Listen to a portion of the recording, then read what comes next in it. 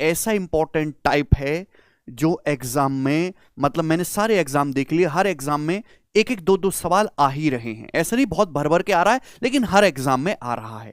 तो मैं आपको समझाऊंगा, उसके बाद आपको जीवन में इसमें कभी कोई दिक्कत आने वाली नहीं है। देखो बच्चे, 2 रेलगाड़ी हैं मेरे प्यारे भाई, चलेगा।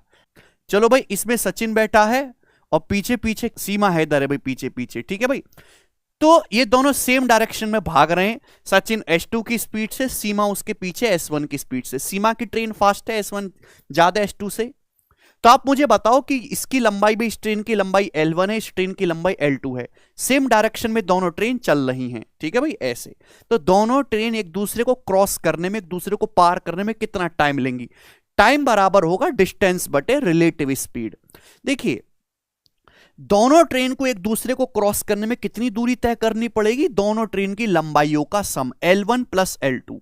सेम डायरेक्शन में, समान दिशा में जो रिलेटिव स्पीड होगी, सापेक्ष चाल, वो S1 माइनस S2 होगी। बात समझ में आई?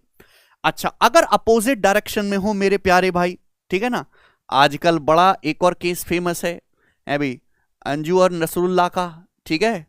चलो, वैसे होना नहीं चाहिए ऐसा। तो ये दोनों ट्रेन अपोजिट डायरेक्शन में एक दूसरे की ओर चल रही हैं मेरे प्यारे भाई। आप बोलोगे हाँ जी सर, इसकी लंबाई L1 है, L2 है।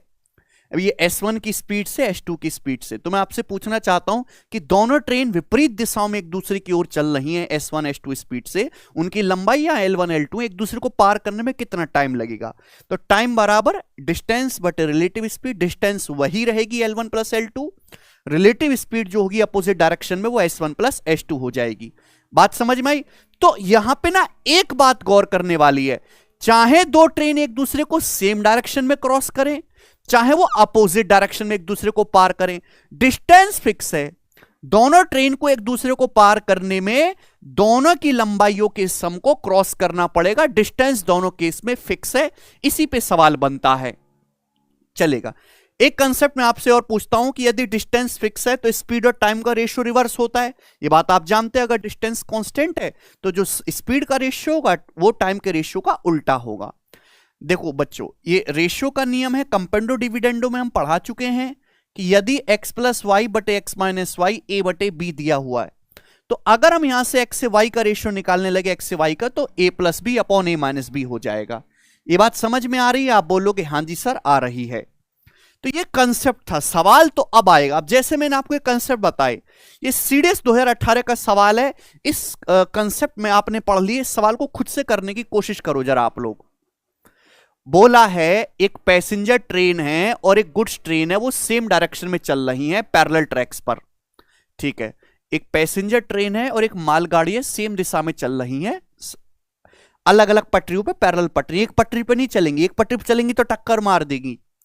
If the passenger train now takes 4 times as long to pass the goods train as when they are running in opposite direction। सवाल में बोला गया है कि पैसेंजर ट्रेन को मालगाड़ी को क्रॉस करने में 4 गुना समय लगा है। किसका 4 गुना? जब वो अपोजिट डायरेक्शन में चलती हैं उससे। भाई अपोजिट डायरेक्शन में जितना समय लगा उससे 4 गुना समय लगा है पैसेंजर ट्रेन को क्रॉस करने में हमारी मालगाड़ी को, ठीक है भैया, जब वो सेम डायरेक्शन में चलती हैं तब। तो आपसे पूछा पैसेंजर ट्रेन और गुड्स ट्रेन की स्पीड का रेशियो क्या है, ये आपसे पूछा है। तो भैया पैसेंजर ट्रेन क्रॉस कर रही है जो हमारी मालगाड़ी को, गुड्स ट्रेन को, तो पैसेंजर ट्रेन की, यात्री ट्रेन की स्पीड ज्यादा है। तो मैंने मान लिया कि पैसेंजर ट्रेन की स्पीड S1 है और हमने मान लिया कि गुड्स ट्रेन की जो स्पीड है S2 है। दोनों ट्रेन चाहे एक दूसरे को अपोजिट डायरेक्शन में क्रॉस करे चाहे सेम डायरेक्शन में, डिस्टेंस वो सेम ही कवर करेंगी क्रॉस करने में, L1 प्लस L2। अगर डिस्टेंस फिक्स है तो स्पीड और टाइम का रेशियो रिवर्स होगा। तो बच्चों अपोजिट डायरेक्शन में रिलेटिव स्पीड क्या होती है? S1 plus S2। आप बोलोगे हाँ जी सर। जबकि बच्चों सेम डायरेक्शन में जब दो ट्रेन एक दूसरे क्रॉस करती हैं तो रिलेटिव स्पीड क्या होती है बच्चों? S1 minus S2। आप बोलोगे हाँ जी सर, बिल्कुल सही। सवाल में साफ साफ ये बोला गया है मेरे प्यारे भाई, साफ साफ चीख चीख के बोला है कि सेम डायरेक्शन में 4 गुना समय लगा जितना अपोजिट डायरेक्शन में समय लगा था क्रॉस करने में। यानी कि अगर अपोजिट डायरेक्शन में 1 यूनिट टाइम लगा है तो सेम डायरेक्शन में 4 लगे। टाइम का रेशियो है बच्चों, किसका रेशियो है? टाइम का रेशियो है 1:4। तो स्पीड का रेशियो बच्चों उल्टा होना चाहिए, 1:4 का उल्टा होना चाहिए, 4:1। आप बोलोगे हाँ जी सर बिल्कुल सही, 4:1 आएगा। तो दिस शुड बी इक्वल, बराबर होना चाहिए। क्लियर है?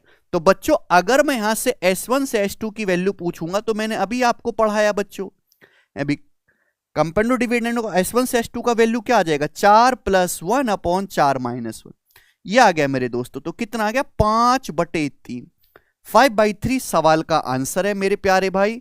ऑप्शन नंबर सी करेक्ट है। स्टूडेंट ये आपको कुछ भी लिखने की जरूरत नहीं थी, आप सीधा मेरे दोस्तों ये करते, ये 4 गुना समय लेगा, पैसेंजर ट्रेन की स्पीड ज्यादा होगी, स्लो ट्रेन की कम होगी। समय का रेशियो कितना है, 4:1। स्पीड का रेशियो निकालना है तो जस्ट 4 + 1 अपॉन 4 - 1 करिएगा, खत्म। अगले सवाल में आपको दिखाता हूं, ध्यान सुनिएगा। यह सवाल लेटेस्ट आईसीआर टेक्नीशियन के पेपर में आया 2023 में। 250 मीटर और 200 मीटर लंबाई की दो ट्रेन समांतर पटरियों पर चलती हैं, पैरेलल ट्रैक्स पर चल रही हैं। एक ही दिशा में चलने पर तेज ट्रेन धीमी ट्रेन को 37.5 सेकंड में पार करती है। सेम डायरेक्शन में जो हमारी तेज ट्रेन है वो स्लो ट्रेन को 37.5 सेकंड में पार करती है। लेकिन जब ये ट्रेन अपोजिट डायरेक्शन में चलती हैं, जितनी पहले स्पीड थी वो अभी भी स्पीड, उतनी स्पीड नहीं बदली है। जब वो अपोजिट डायरेक्शन में चलती हैं तो एक दूसरे को 0.5 सेकंड में पूरी तरीके से पार कर जाती हैं। तो तेज ट्रेन की स्पीड का धीमी ट्रेन की स्पीड से रेशियो बताइए। तो भाई हमने मान लिया मेरे प्यारे भाई कि तेज ट्रेन की जो स्पीड है वो S1 है, तेज ट्रेन की स्पीड को S1 मान लेते हैं, स्लो ट्रेन की स्पीड को हम S2 मान लेते हैं। तो आप बताओ अपोजिट डायरेक्शन में रिलेटिव स्पीड क्या होगी, S1 + S2। सेम डायरेक्शन में रिलेटिव स्पीड क्या होगी, S1 - S2। आप बोलोगे हां जी सर बिल्कुल सही, ये हो गया। आप मुझे बताओ अपोजिट डायरेक्शन में ट्रेन ने एक दूसरे को कितने समय में क्रॉस किया, 7.5 सेकंड में, जबकि सेम डायरेक्शन में एक दूसरे को कितने समय में क्रॉस किया, 37.5 सेकंड में। तो बच्चों ये टाइम का रेशियो है। टाइम का रेशियो कितना है जी, 75 से चला जाएगा, 75 एकम 75, 75 पंजे 375, 75 चौका 300 होता है। तो टाइम का रेशियो 1:5 है। तो स्पीड के रेशियो निकालने के लिए उल्टा करना पड़ेगा, 5/1 करना पड़ेगा। तो मेरे दोस्तों 5/1 आ गया। आप बोलोगे हां जी सर बिल्कुल सही। तो यानी कि S1 से S2 का फास्ट ट्रेन की स्पीड से स्लो ट्रेन की स्पीड का रेशियो क्या आएगा बच्चों, 5 + 1 अपॉन 5 - 1, 5 + 1 6, 5 - 1 4, 6/4 यानी कि 3:2 इस सवाल का आंसर है। हर बालक इस बात को समझ पाया है। तो यहां पे मेरे दोस्तों टाइम दिया हुआ है।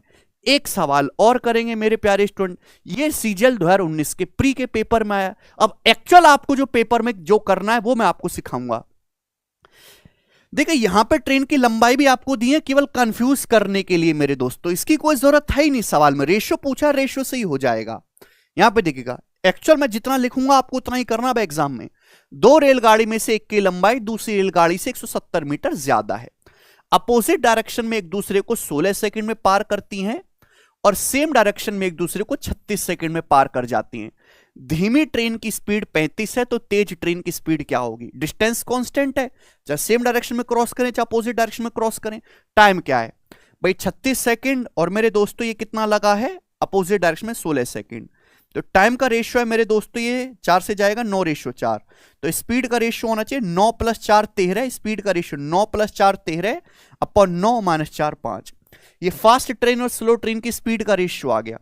स्लो ट्रेन की स्पीड 5 की वैल्यू 35 दे रखी है, 7 गुना, तो 13 की वैल्यू भी 7 गुना आ जाएगी, 91 किलोमीटर पर आवर।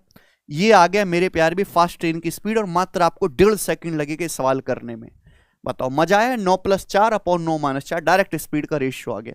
केवल आपको इतना ही एग्जाम में करना है, पर आप तभी कर पाओगे जब आप इस वीडियोस को शुरू से लेकर आखिर तक देखोगे और प्रैक्टिस भी करोगे। केवल कंसेप्ट सीख लेना काफी नहीं है जब तक उसमें भरपूर प्रैक्टिस ना करी जाए। यह सवाल सेटसल 2020 के पेपर का इसी कंसेप्ट है। इस सवाल का आंसर मुझे हर एक बच्चे से कमेंट सेक्शन में चाहिए। Maths concept king YouTube channel के अलावा भी हमारे 3 यूट्यूब चैनल और हैं। पहला गगन प्रताप मैथ्स जो हमारा मेन यूट्यूब चैनल है, गगन प्रताप टॉक्स, और मैथ्स वंडर इन सेकंड जिसपे गणित की 1 मिनट की शॉर्ट्स अपलोड होती हैं। इनमें हर चैनल की अपनी खास बातें हैं, तो मैं हर स्टूडेंट से गुजारिश करूंगा कि आप इन चैनल को सब्सक्राइब कर लो, ज्वाइन कर लीजिएगा जी। इसके अलावा जितने भी सोशल मीडिया प्लेटफॉर्म है, इंस्टाग्राम मैथ्स बाय गगन प्रताप नाम से है, टेलीग्राम भी सेम इसी नाम से। हर एस्पिरेंट के लिए ये जो है ज्वाइन करना मस्ट है। हमारा फेसबुक पेज भी है मैथ्स बाय गण प्रताप के नाम से, ट्विटर प्रोफाइल भी है। ये सारे ही सोशल मीडिया जो अकाउंट है वेरीफाइड है, ब्लू टिक लगा हुआ है, तो आप इनको भी ज्वाइन कर लीजिए, हमारे साथ कनेक्ट में रहिए, तो आपका जो है बहुत बेनिफिट होगा और आपको अपडेट भी मिलती रहेंगी।